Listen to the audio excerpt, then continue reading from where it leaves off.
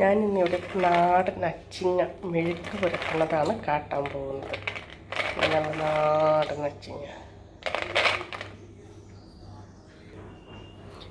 ഈ അച്ചിങ്ങ നമ്മൾ ഉപ്പും മഞ്ഞൾപ്പൊടിയും ഇട്ട് അല്പനേരം ഒന്ന് വെക്കണം. അതിൽ അണുക്കളൊക്കെ പോകാനും നന്നായിട്ട് ക്ലീനായിട്ട് വരാനൊക്കെ ആണ്. ഇനി നമുക്കിതിനാവശ്യമായ ഇൻഗ്രീഡിയൻസൊക്കെ എടുക്കാം. നമ്മളെടുക്കുന്ന അച്ചിങ്ങയ്ക്ക് ആവശ്യമായ കുറച്ച് ചുവന്നുള്ളി, പിന്നെ വെളുത്തുള്ളി, വേപ്പില, ചുവന്ന മുളക്, ഇതെല്ലാം ക്ലീൻ ചെയ്ത് ചതച്ച് കൊണ്ടുവരാം.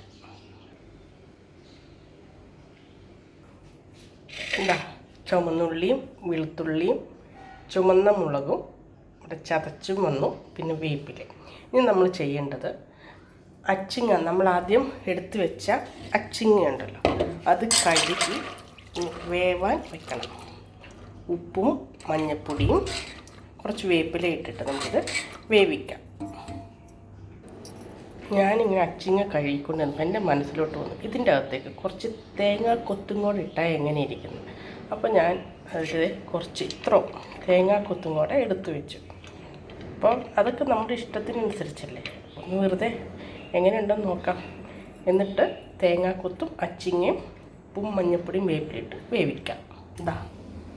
അച്ചിങ്ങ, തേങ്ങാക്കൊത്ത്, വേപ്പില, ഉപ്പ്, മഞ്ഞൾപ്പൊടി, അതിൻ്റെ അകത്തേക്ക് അല്പം വെള്ളവും ഒഴിച്ച്, കുറച്ച് വെള്ളം മതി, ഒഴിച്ച് നമുക്കിത് വേവാൻ വയ്ക്കാം. ഒന്ന് ഇളക്കി കൊടുക്കണം. ഇളക്കി കൊടുത്തിട്ട് നമുക്കിത് വേവാൻ വയ്ക്കാം.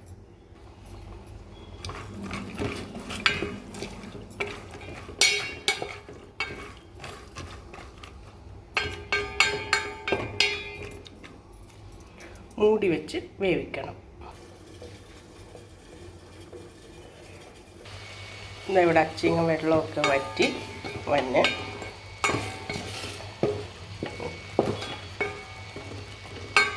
ഒപ്പം തന്നെ നമുക്ക് ചീനച്ചട്ടി വെച്ച് അതിൻ്റെ അകത്ത് വെളിച്ചെണ്ണ ഒഴിച്ച് കടുക് പൊട്ടിച്ചിട്ട് ഈ ഉള്ളിയും വെളുത്തുള്ളിയും ചുവന്ന മുളകും ചതച്ചതും വേപ്പിലയിട്ട് നമ്മൾ വഴറ്റിയെടുക്കണം.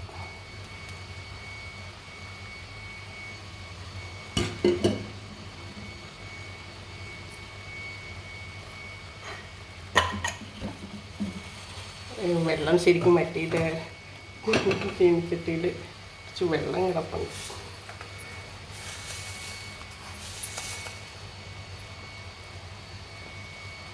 കടുക് നമ്മളിട്ടുണ്ട്.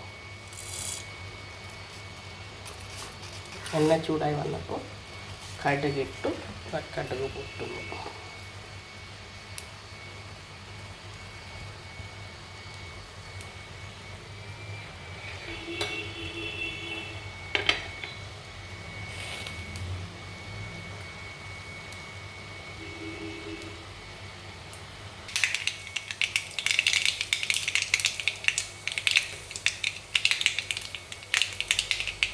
ഒപ്പം വേപ്പിലയും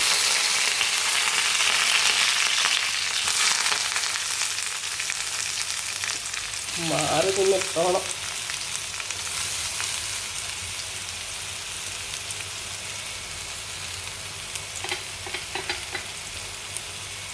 ഇട്ട് നന്നായി മൂപ്പിക്കുക.